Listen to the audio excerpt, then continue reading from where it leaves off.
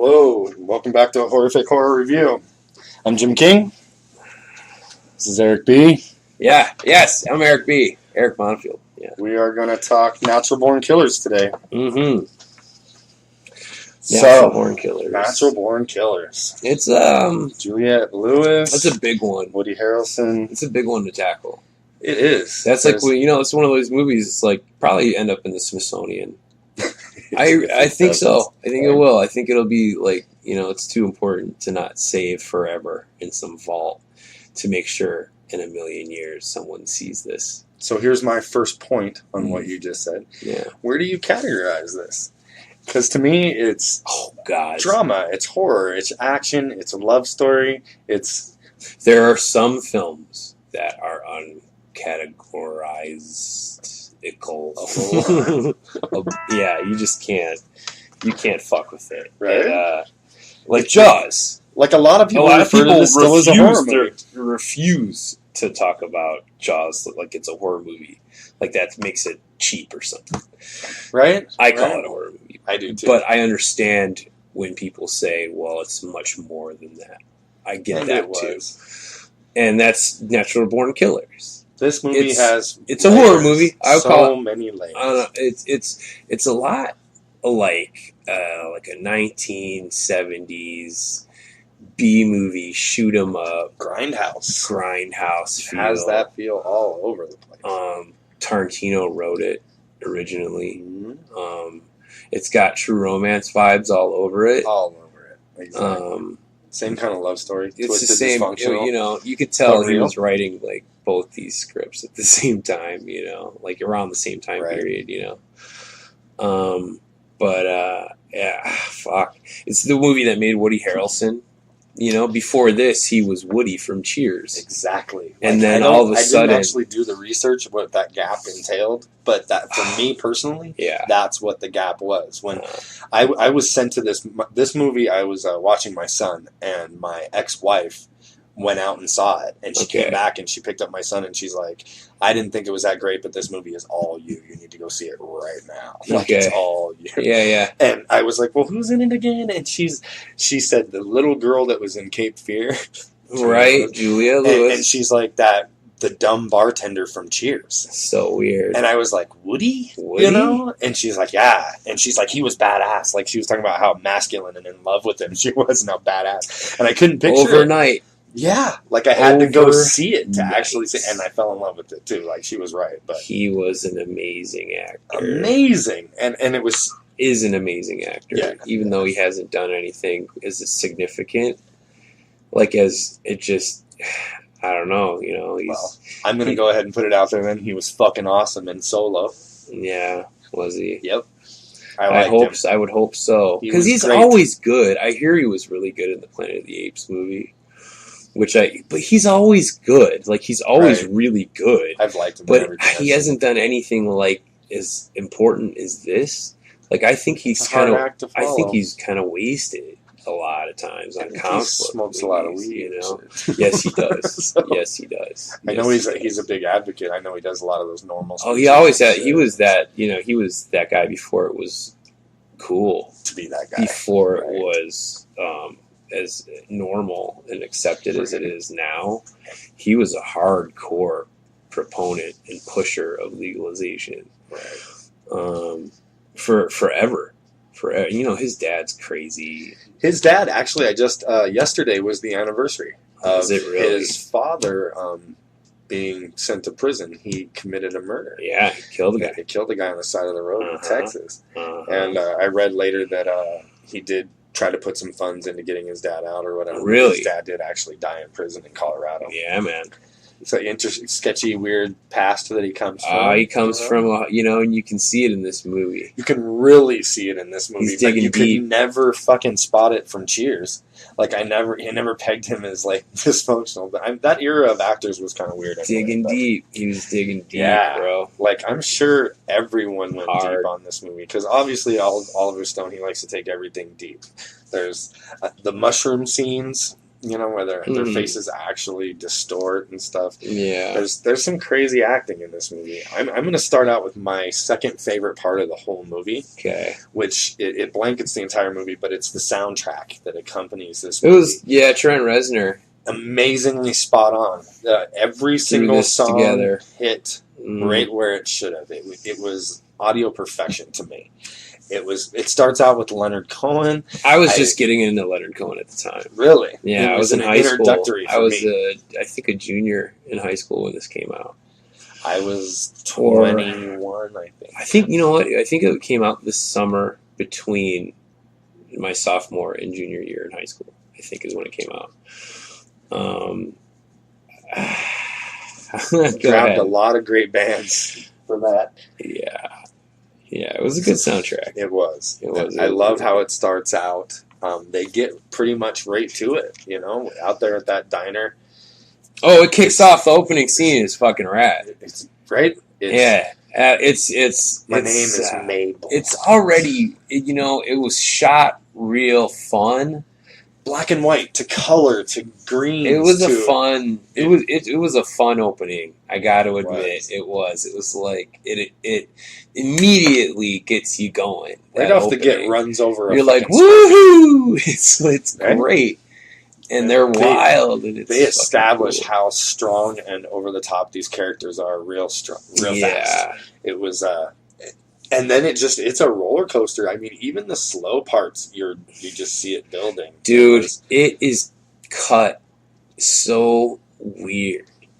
It's shot in everything. It's shot in everything from videotape to 70 millimeter and back 70 millimeter, 8,000 millimeter, 8 millimeter, fucking animation. The animation. I mean, you got to talk about that. It was amazing. It felt very Pink Floyd The Wall to me, but so it would just jump in there.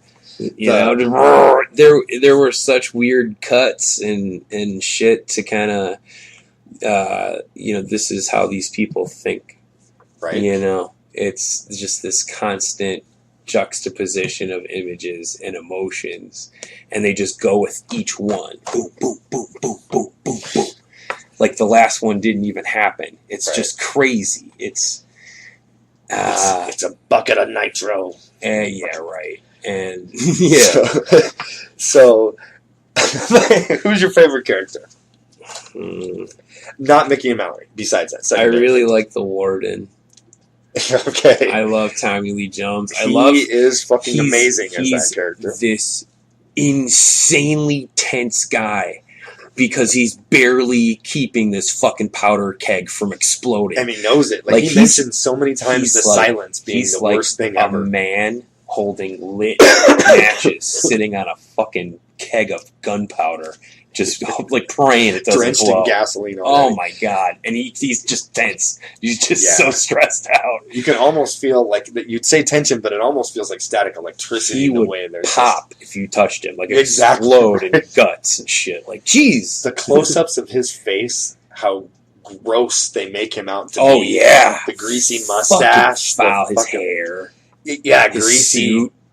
He looks like a 60s elementary school principal, kind of. And a rapist. Yes. A principal rapist is what he looked like. But he was a warden, so that's right on. Right there. Right on. And they establish how tough he is, too. Oh, right. He doesn't take no shit. He doesn't take an inch from None. These fucking animals. Such a strong character. Right-wing fascist piece of shit to the core. You don't see it in the original version. When I saw it in the theater, you don't see it. But when you see the director's cut and the extended scenes, you see his head on the fucking way pipe. To watch it. Yeah, we'll just go ahead and say that up front. You have don't to watch the theatrical version. You miss so much. I guess if you're sitting there and you're fucked up on your couch and it's on HBO and you can't reach the remote, fuck it. Watch the theatrical version. But if you're going to sit down and watch Natural Born Killers, watch the real version, the intended Oliver Stone version. And then watch it plays the kicked out cuts as well. It's so good. It's so good. My favorite character, secondary character, is Tom Sizemore. I love him to death, and he's a creepy motherfucker, but no. Who really stole the show from me was fucking Robert Downey Jr. Oh! Wang-Dao. How stupid am I? Oh my god, that fucking guy. because I love Robert Downey Jr. He was anyway, hilarious in this movie. He was such a gross piece of shit. He was and how so he funny. turned, like, he got the bug. Like we were talking earlier, he got that fever for killing.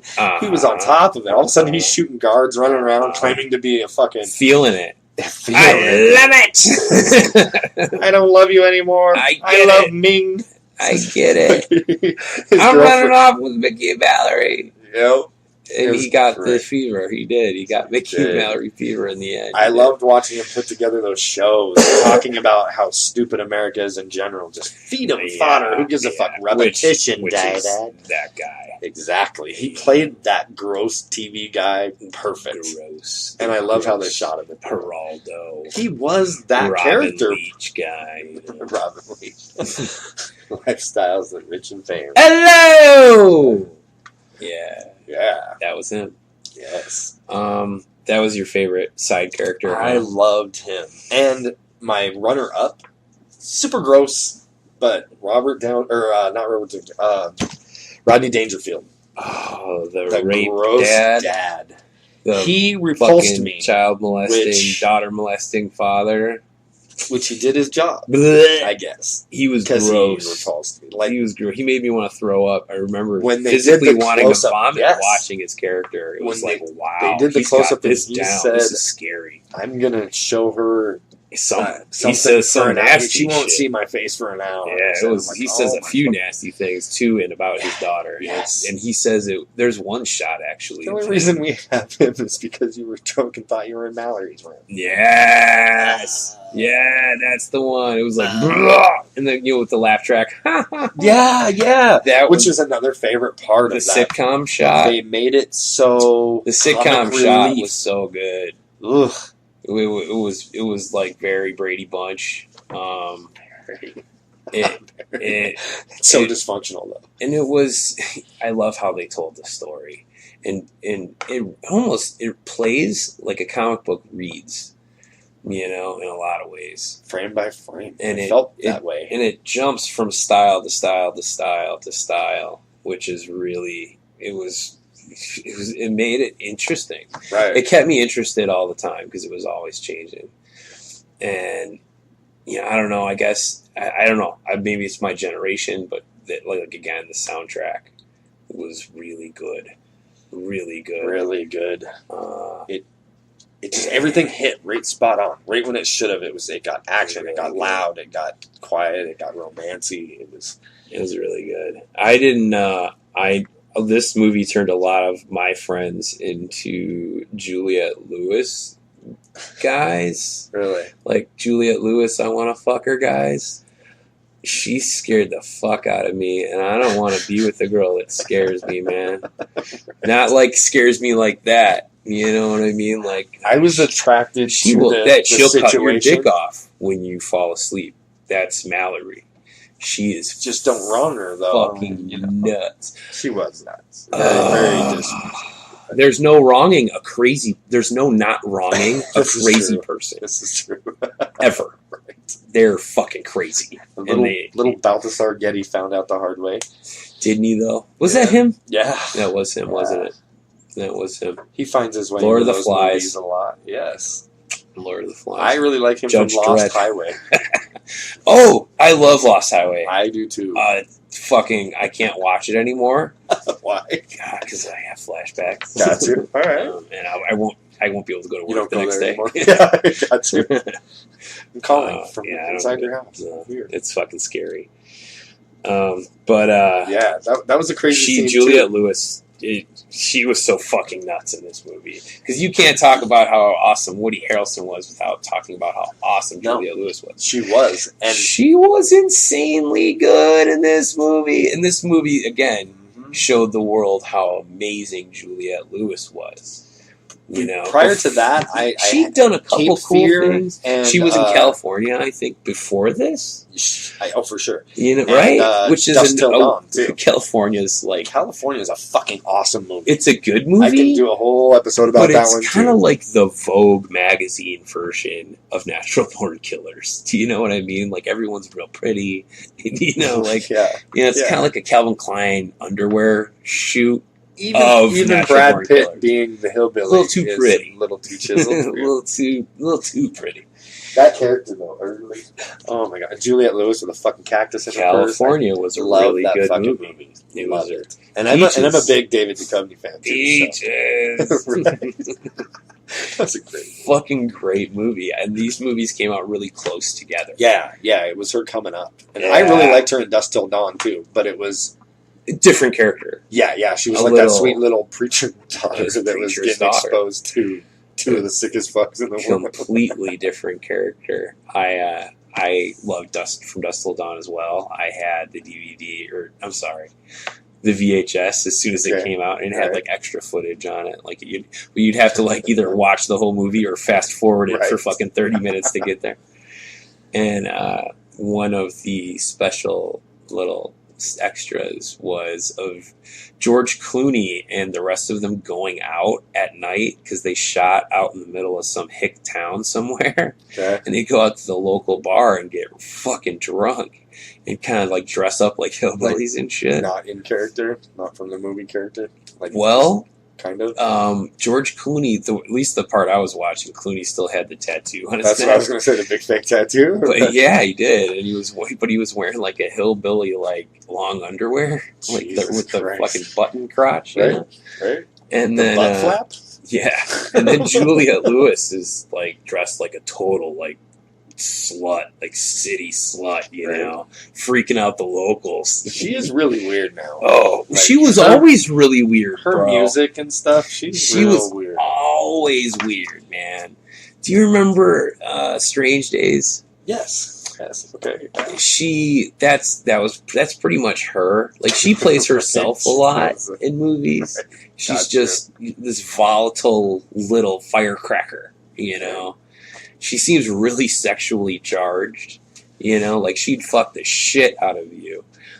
But you probably don't want to have to deal with her on a fucking day-to-day basis. She doesn't seem like the day. She's like high maintenance. You know, because you'd come home and then you'd find her fucking your girlfriend. Like, we broke up 6 months ago, Juliet. She's that crazy chick. So Tom Sizemore, another one of my favorite creepy fucks. Playing Skagnetti. He was all the law enforcement in this movie is shit. They're all pieces of shit. This movie... You noticed that vibe? This movie depicts the law as just the slimiest... Like, it's so slimy you can't get a grip on it. Piece of shit. Like, that's the law in this movie. I love the cop that starts telling the story about how they pulled up and they're looking for Farmington, and he's like, he's 3 weeks out of the academy. Had my coffee in my bear claw. That's right. And up came that shotgun. When they're doing the reenactment. And then it shows him driving, and he's like, I'll get you, you cop-killing cocksuckers. That's just... She shoots a chick or a dude on a bicycle. She's like, that ain't so easy to do. Because it isn't, by the way. If you ever tried to shoot a sign out of a moving car, it's not as easy as you think. Yeah, that was a good scene. It was. One of my favorite scenes is a cut scene of the Hun brothers chainsawing their legs off. Oh, yeah. Yeah. That doesn't make it into the original cut. And they were still fans of Mickey and Mallory. Yeah. Mickey and Mallory cut the Hun brothers. In case you're not unfamiliar with the Hun brothers, the Hun brothers are also known as the Barbarian brothers. They're these twin bodybuilders who did a couple of action-adventure movies in the 80s. Right. They got like heavy metal wrestler hair and shit. And they were huge fans of Mickey and Mallory. And there's a scene they hook up I can't remember. I can't remember how they get together, but eventually Mickey and Mallory cut their legs off. It was a privilege, and it taught them to work harder. He said, now I just work harder and everything. It was awesome. It was touched by Mickey and Mallory. That was kind of the thing. You know, they became folk heroes and saints in a way. Saints of the weird. You know, that's what Mickey and Mallory became. I can't talk about this fucking movie without mentioning something, though. My cousin's in this movie. Your cousin is? Yeah, my second cousin. She'd be pissed if she knew I talked about this movie and didn't without dropping it? Yeah, she was one of the hippie groupies in the cut courtroom scene. Okay, yeah. When he stabs a guy with a fucking pencil or some shit. He stabs Somebody. She's famous. She gets. It's a chick, right? Yeah, it's. Yeah. Anyways, whoever he stabs, she gets sprayed with their blood. Really? Yeah, cool. So she's an extra that gets sprayed. Yes. Yeah. If she knew I was talking about this and not mentioned that, I'd never live that down. I'd be a piece of shit for the rest of my life. Which is another cool cut scene. That sucks. Yeah, it's one of those scenes that cool. They cut it, and when you watch it full, he's representing himself. You get, I don't know. It just the movie flows much better as it was originally cut by Oliver Stone. When he starts taking shit out, it doesn't flow the same way. It's still a cool movie, and you walk out of it like, holy fuck, that was amazing. But when you go back and watch the whole thing, man, it's so much better. It's so much better. Fluidity of it. I get why they did it. It's a lot of movie. It is. Nobody was ready for a 4-hour experience. Fuck, give us a fucking intermission. Give us a couple intermissions, man. You know, that's what I really loved about Hateful Eight. Fuck, dude. I'm a grown up. I'm awesome. Ready for a night out. You know? Fuck. But, yeah, it's a good movie. The original ending, I thought, was way better. I thought that conveyed the idea that the movie had been playing all along, was that there's always the next person. There's always a bigger fish. There's always somebody who's going to fuck your shit up. No matter, like Robert Downey is a good example of, he caught the fever, started doing it, and then realized maybe I'm not, cut out. I just got caught up, right. And that's what happens to Mickey and Mallory in the original ending. They get caught up, they trust somebody, and he kills them. Owen. Because he's a fucking psycho killer too, and you're not the only psycho fucking killer out there. And it's funny that they show him in the first minute of the movie, 2 minutes in the movie. They show him as one of the people sitting in that diner. But they show him as a ghost. Like, he's sitting there reading the paper, and then he's not. He's one of those flashback things. But they show him right in the first 2 minutes in the movie. I'll have to rewatch that. I don't remember that. He's sitting in the diner, and it's been years since I watched. He's reading a newspaper that says like Route 666, the killers. Since I watched this movie, he's right before the key line. That actor Owen, he was in Platoon. He was Cowboy. Yep. No, not Platoon. He was in Full Metal Jacket. Full Metal Jacket. Yeah. He's been in a lot of movies. That actor. I don't remember his name, but I really like him. I didn't like him in Natural Born Killers. Because he killed your heroes? Disrupted my shit. Yeah. See? That's why I like him. Because that's the whole point of the movie. See, I liked the idea of them getting their camper or semi-truck or whatever that was. And going off and living the rest of their... See, they couldn't. They couldn't. They were too big. That was That's what happens. It was karma at the end. They couldn't. And the fact that in the theatrical version, they do right off into the sunset. Yeah. Oh, man, that's weak. It was very True Romance. Yeah, but it was weak. They should have died. They should have died, man. That was the way. And that's the 90s for you, dude. Yeah. They didn't give shit to you as hardcore as they used to in the 70s. They would have died if Natural Born Killers had been made in the 70s. The 90s, they wanted you walking out thinking, they get to be together forever. Right. Like The Crow. I think that's what... the ending of The Crow. Right. She calls him to heaven. You know how the comic book ends? He walks around till his body fucking falls apart like 100 years. Like he just wanders the earth. Dude, it's fucked. Like, those are cool comic books. Never gets to her, man. The last shot of The Crow is him with his hair like fucking 9 feet long walking in the snow. Really? Yeah, dude, it's fucked. But it's great. Like he got his revenge, man. There's a price. There's a price to be paid for violent undertaking. There's a price to be paid, man. There is. One of my favorite parts is the Indian scene. And that's where everything goes bad. It does. That's when you're not just killing pieces of shit anymore. You just crossed the line. It was accidental though. I mean, the way the scene went down, he was having a nightmare. It wasn't intentional. He didn't kill him out of... That's weak, bro. But it's true. Yeah, but it's true. It was... I know, that's what she said, too. She called it weak sauce. She's yelling at him, bad, yeah. Dude, bad. That was his first instinct? Yes, it was. Was to kill that guy? Right. And I don't care what anybody says. Care if it was accident. The way they depict it through the whole movie, I got the impression. It wasn't an accident, like the gun fell off the shelf. He killed his dad. He shot a guy. So, yeah, but...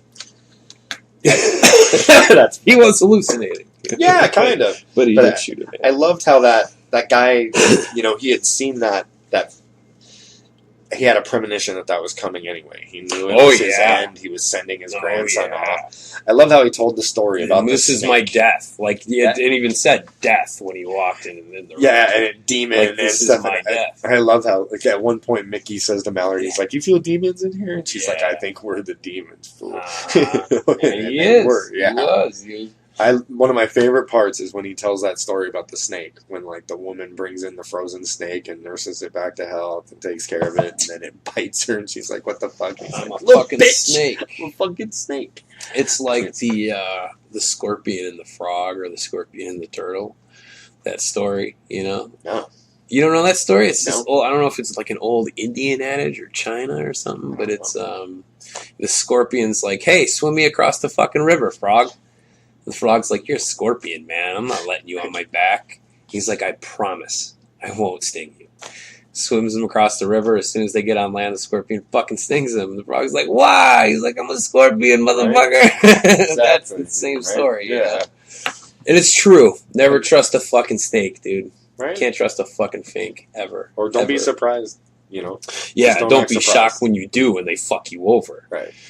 And that's the best lesson you can learn from that fucking movie. If there's one lesson you learn from that fucking movie, don't trust a snake, man. A lot of people do.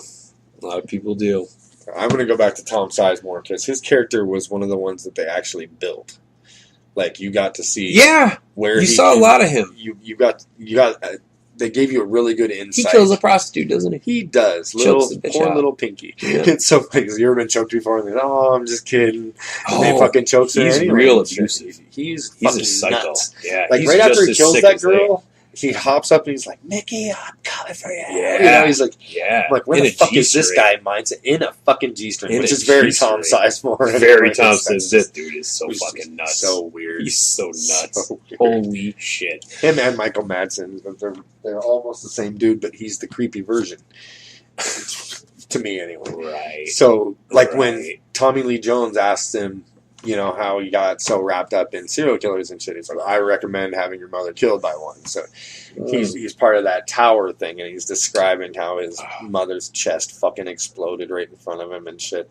So right. So they do build the backstory of like he saw it from the get, like he's a fucked up individual. He was. But you almost get the impression, like, I'm not sure if he's so encased or overwhelmed with this situation, or if he's just fucking nuts. Oh, he's just nuts. I think it's a little bit of both. I think Mickey and Mallory to Mallory how powder I killed somebody. He was trying to like one-on-one with her and shit. Oh yeah, and trying to bang her at the same time, which was his weakness, of course. Yeah, he was a great character. He did a really good job in that movie. Tom Sizemore is really talented. He is. He's crazy. I've loved him in almost everything I've seen him in. Yeah, he's crazy. I've never not liked Tom Sizemore.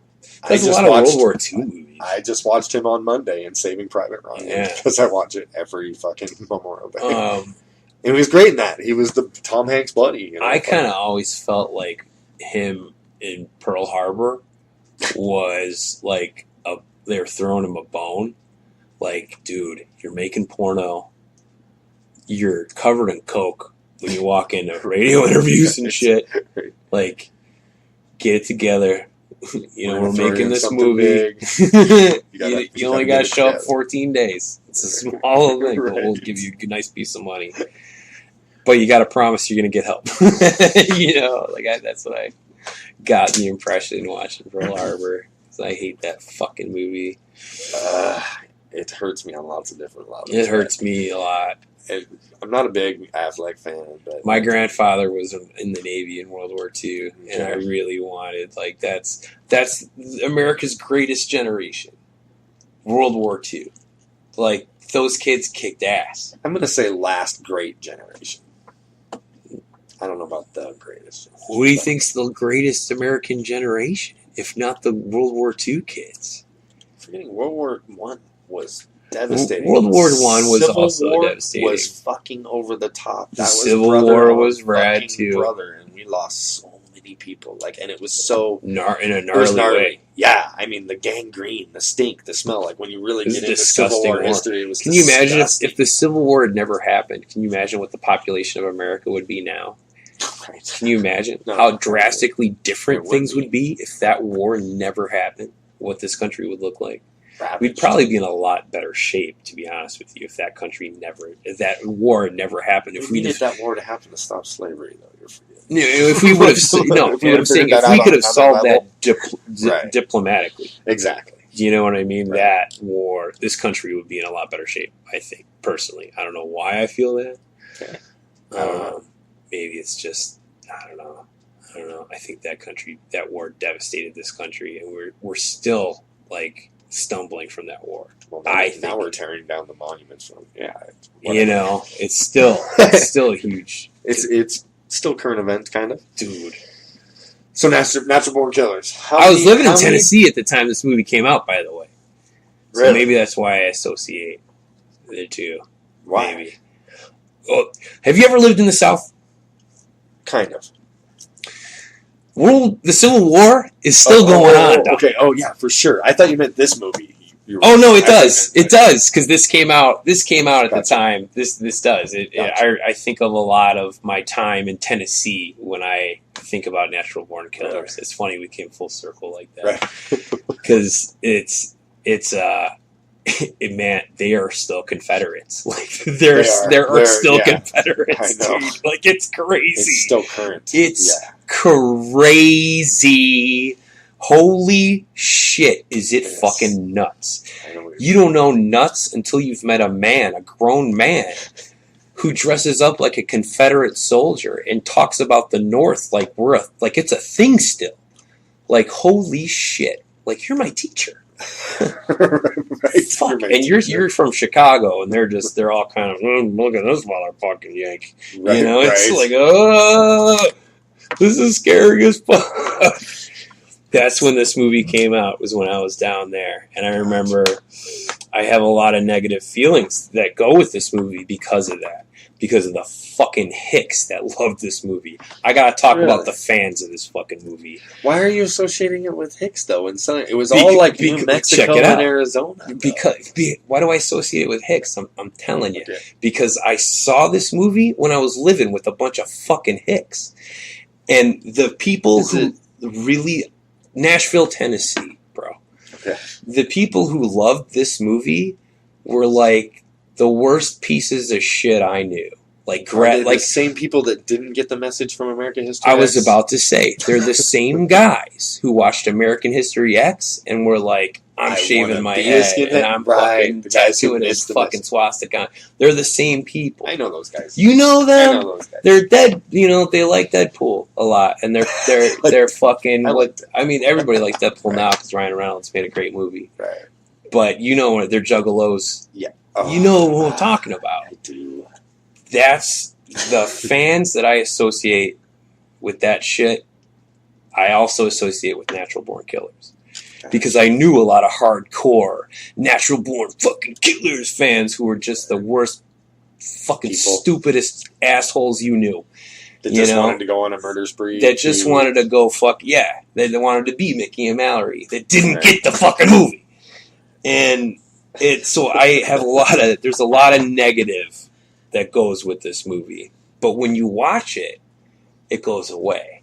Right. Because a lot of people thought that this movie glorified doing that. Then they didn't watch the movie. Instigating it. And I remember the news, really ripping on it. Ripping on it hard. Well, what was the Columbine kids? Do they talk about this movie? Do they? I think they do. You don't blame art. You're blaming art for people's actions. Where are his parents? Why is a movie his parent? Right, or why are you not associating it as being fake and not really? Like video games, they try to blame that shit too. And again, that's why I like the original ending. Because they got it in the Because end. they fucking got it right in the ass. Shotgun right up the ass by a little meek little. Like, he wanted Mallory, didn't he? Wasn't that the deal? Like, he was Owen? going to kill Mickey. Yeah. I don't think so. I think he did kill both of them. I think so too, but I think initially he was going to kill Mickey first. And then take... I wouldn't be surprised if he took Mallory. I don't think so, though. I remember how helpful he was in the movie. He's like, I've got a place. Come on this way. Help you escape. He guided them out. And he did. And that seemed really weird that he was so friendly. Guiding angel. Like this little... It was like the meek shall inherit the earth, dude. It really was. He was he was that meek little dude that was sitting in the cafe at the start, That's what you said. I'm going to have to rewatch it. It's weird how that came full circle to be their demise. Now that you mentioned it, I think I might even remember that. He's just a ghost in the opening, sitting in that booth? In a booth, yeah, all by himself, and he's reading the paper. It's like Murder on Route 666, whatever. And then it shows her like putting the money in the jukebox. It's right there. You know, right at the start. One of my favorite scenes in the movie, probably my favorite scene in the movie, is the pharmacy scene. It's the way it's shot, the hue, that fluorescent green. They're all sick. They're sick from snake bite. Sickly, but at the same time, still that character. Mm-hmm. Like, he comes up polite. His hair was crazy. He was so fucked up. And he's like, well, me and the miss got bit by a rattlesnake back here. Could be dying. Never know. Like, he's just shooting the shit with this fucking guy. And then he realizes, get off your fat ass and fucking give me some shit. But then when he's going through the pharmacy, he was dying a minute ago. And now he's going through and he grabs a pill. It's like Dikembe or something. And he's like, does this shit keep you hard? Yeah. He actually is that guy that's sobered up enough to stop and go, wait a minute, I'm going to need this later. Didn't the antidote, didn't it say something like snake bite? Juice. Juice. Yeah, right. There was a whole aisle of it on this Walmart thing that said sold out, like 4th of July fucking firecrackers. It had pictures of snakes and it said snake juice on sale, and it sold out everywhere. Too funny. He thought it would be back in the pharmacy. And he was fucking going for that guy too. So I'm a gun guy. Okay, so that gun that he pulls is pretty sweet. So he pulls two guns. Initially, he's shooting it's like a giant 45. Check this out. I know exactly what it is. It looks real cool. I know you like guns. I do. I love guns. I know you do. Gun crazy. So it's a Webley. He carries a Webley Hunter 44 auto mag. Okay. Like Charles Bronson carried in one of the Death Wish movies, and Clint Eastwood carried it in Magnum Force, I think. Okay. Really odd, really weird, really powerful gun. Not like, We're talking about the one that kind of has the same body style as the 1911, right?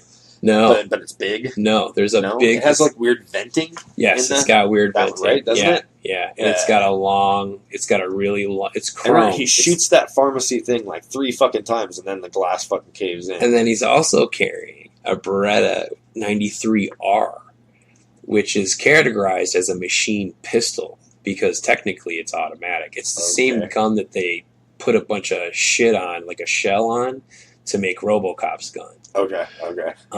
It's got this really funky, weird the discharge handle in the front. There's the weird part that pokes out of the bottom, right? That you can flip down to hold on to with your free That's hand. What that's for? Yeah. It's like a pump action, like a pistol grip kind of looking thing. Yes, like a pistol grip. Yeah. And it's because you can fire it. Like full auto, and just run through 30 rounds in like 3 seconds. And what's it shooting? 9mm. Okay. But they're both really weird weapons. They're neither one of at all. I remember those being really cool. In the movie. Both of his firearms are so like off the fucking wall weird. Like he doesn't carry anything really common. Like, and it makes him even weirder. You know what I mean? It's like they're different, man. It's they got a different thing going. You know what I mean? And the firearm choice for their characters really like backed that up for me as a gun guy. You know what I mean? I was like, that's fucking crazy. It was cool. I remember that being really cool. Yeah, and he had this awesome kind of like double shoulder holster holsters that which were was huge. pretty sick. And wearing no shirt but a fucking leather jacket and a shoulder holster. Right. It was rad. And his hair was so messed up, like he just woke up. Crazy. Like he looked nuts. Just coming off the mushrooms. And she's just like falling over. Yeah, it's funny. She's half dead laying in the aisle, and he yells cops, and she pops right the fuck back up, and all of a sudden she's fighting she's fighting 3 cops by hand. Yeah. And doing good. Crazy. Yeah. Crazy. That was a crazy scene too. Crazy girlfriend. And it was funny but then the love story kicks back in. Like he was saying, I'm gonna cut her tits off, motherfucker. And he's like, go ahead, I'll get her silicone titties. Yeah. He did the teeniest little cut across her belly, and he was like, I give up. He was like, oh my god, he couldn't watch anything happen to her. It was funny how that happened. He then stabbed a couple, and then that. It's hard to watch the scene for me because he felt like the hero to me, even though he was the bad guy. They kicked the shit out of him for a good solid minute of film time. Rodney kinged his ass. Dude, right? After they tased him and shit. And there's the little Asian reporter. They have rendered him impotent. That's right. The shit out of him. And then they start beating the shit out of her, too. Yeah, they beat the shit out of her, too. And then he carries her off. It's real weird. The shit out of her. He carries her like he's saving her. Scagnetti does. Yeah. He carries her. Yeah. And then it really... What I enjoy about it now that I didn't at the time when I saw it first time. Like, I loved that pharmacy scene. I didn't realize one of my favorite scenes was right prior to that. In between getting bit and going to that pharmacy, they go to a drive-in movie. Yeah. Fucking watching a movie trying to decide if they're going to go or they're going to die right there and shit. Maybe this is our time. And they decide to get mad, and mad people can't die. You don't quit. You just stay mad. So then they go to the pharmacy instead. Maybe this is it. Maybe this is our time. I love the bridge scene. And it's kind of like, if it was our time, we'd be gone already. Right. Like, fuck it. Not done yet. Da-da-da. One of my favorite. And they are heroes, man. They get married on the bridge. Oliver Stone wanted to make Bonnie and Clyde for the MTV fucking TV dinner sitcom generation, which is me. Right. Succeeded. Yeah, and they did. You know, and it was it's a cautionary tale, you know. It's a satirical look at our fucking gross society and what we worship. It really depicted media as trash too. It really the law as just twisted and broken. It felt very Oliver Stone in those aspects. For sure. Yeah, he looks at our institutions for what they are. Like, you're just as ugly as we are. Right. You know, don't pretend like you're not, because you're us. You know? Like, fuck you. You know? Oliver Stone doesn't believe in prison. Oliver Stone saw the prison building industry in this country for what it was 20 years before anybody else. Right. Like, he was calling that shit out quick. You know, we got to keep people in jail because we got to make money making these prisons, man. You know, it sucks. Right. It was generating jobs. There are more people in jail in this country than there are, you know, people in France. You know what I mean? Like, whatever. It's some crazy number. The incarceration rate is huge. Yeah, and it's like, well, what good are we really doing? What are you doing? What do you like? There are some people being punished for shit. Punished hard. You're put into a fucking situation that's gonna change you for fucking life. For some bullshit, for money shit, for being poor. Fuck you. You know? Fuck you, man. I know I myself... how the system works. They keep you in the system, and then you can't get out, and then you owe court fines, and you can't have court fines because you can't get a job because you have court fines. You can't get an ID. It's like... I talked to a couple guys, like, one time at the YMCA. I was volunteering down there, and it was like, to me, I was like, what's keeping you from success? Like, just tell me what's going on with you personally. Right. And dude's like, I need a driver's license. That's the start. So I say, well, what's keeping you from getting that? And he's like, well, I don't have a mailing address. They can't mail you your ID if you don't have a fucking mailing address. Right. And it was just, I watched this guy explain like a rabbit hole of just like missing a couple pieces of documentation was keeping him from doing anything. Yeah. Like, anything. Yeah. And I was like, wow, man. Like, I wanted to offer my fucking home address to this motherfucker. Just so and he there could are have a place ways to get like, mail, dude. you know, man. Because a lot of places, there are government some agencies people don't that recognize nobody. mailboxes, like post office boxes. Yeah. And I'm like, why not? That's stupid. If that's all you got, and come on, man. Like I live behind a 7-Eleven. Right? Have the guy drop Well, it just there. use your parents' address. My parents are dead. There's people that have those stories. There are people that are like that. Like just, and then there are people so who many have groups. all of that do not understand. Exactly. The people who have everything they're not capable of even understanding that. They don't think it's a real thing even. Exactly. Well, just that. And that the people who are in idiot. charge are the people who have it all, man. And they're the ones who can't understand. That's why we're so fucked. You know? It sucks. Agreed. Yeah. But so Natural Born Killers, the director's cut is the one that I have. It's it provokes a lot of thought. Natural Born Killers. Definitely have to check it out. It's got a lot of deleted scenes after the fact of the injected scenes. Injected. Yeah, that's what I call like it. Like a drug. Injected it. Yeah. Bitch. Right into your veins. Right? I love his guns. Yeah. I do. I have to mention the car, too. Great car. What was that car? Was it a Camaro? Like a 69 Camaro? You just heard me bad. What was it?